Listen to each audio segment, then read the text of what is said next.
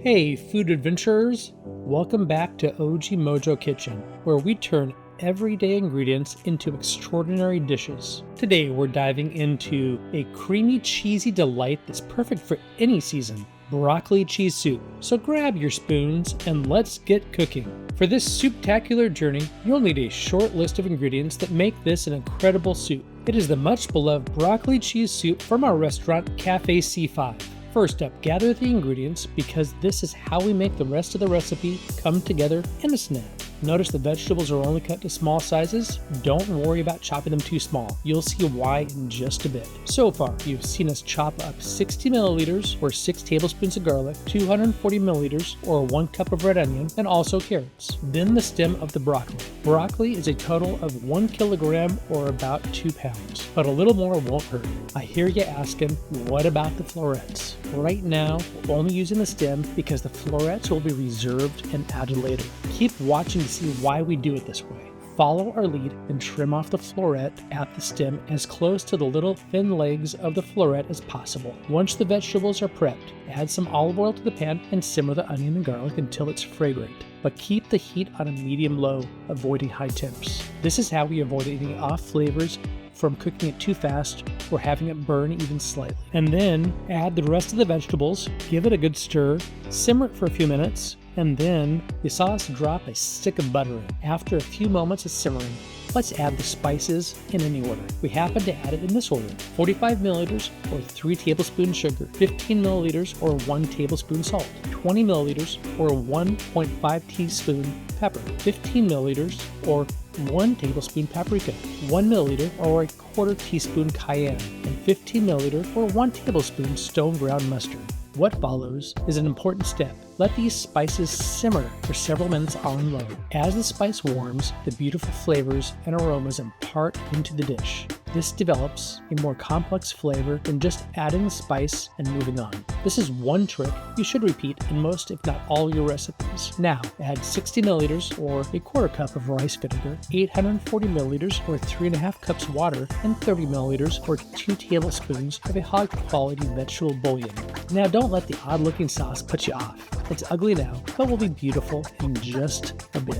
While it simmers slowly, prepare the broccoli florets. We are trimming them down to thin, short strips. Don't discard any of those little delicious floret balls. The reason we are preparing this part separately is for this reason. The stems will become a part of the sauce, giving it a classic green tint and gentle broccoli flavor, while the florets will be intact and plenty throughout the soup, giving it texture and a delectable visual appeal. When the simmering vegetables are soft, puree it. You could use an immersion blender, but we like this Ninja blender. Let it run until it's pureed to a saucy consistency without any lumps. Move the pureed sauce back to the waiting pan.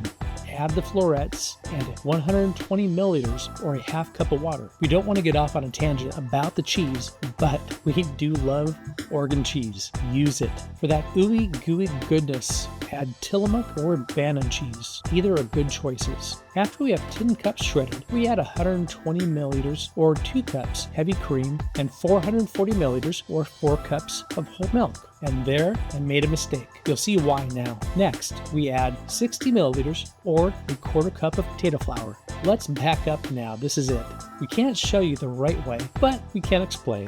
Back at the addition of the whole milk, we should have reserved 120 milliliters or a half cup, added 840 milliliters or 3.5 cups, and whisked the potato flour into the remaining 120 milliliters. Here's why. The slightly warm broth clumped the flour into little flour balls. After about 5 minutes of finding them all and breaking them down, we can finally move on. Add another stick of butter, continuing to heat slowly until the florets are tender. Add the cheddar and then 240 milliliters or 1 cup of cotija cheese. So far, the rice vinegar and this cotija cheese add a nice fold of flavor to the soup. Slowly simmering the spices in the butter pulled out the full flavors of the spice, revealing more complex flavors. Keep simmering this slowly. We're almost done. We like this recipe soupy. If you want it richer, you could do one of these things, or do both.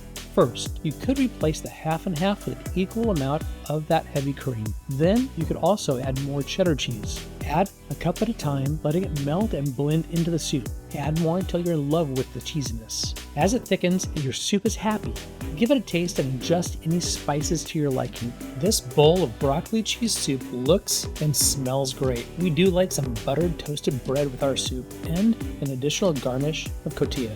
If you can't find cotija in your supermarket, you could also use Parmesan. Reggiano would be a better option as the flavor is closer to that of cotija. Another soup we love that was also a hit at our restaurant was this delicious salmon chowder. It was great on a cold day with some oyster crackers and Tabasco. With only a few ingredients, it comes together quickly. And now, the moment we've all been waiting for, the taste test. Let's dive in.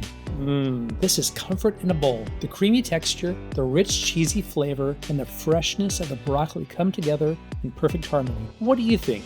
We love it. Watch this over here now. There you have it, a broccoli cheese soup that's sure to warm your heart and fill your stomach. You probably know what to press below so you never miss a beat in the OG Mojo kitchen. Until next time, keep cooking with love and a dash of mojo.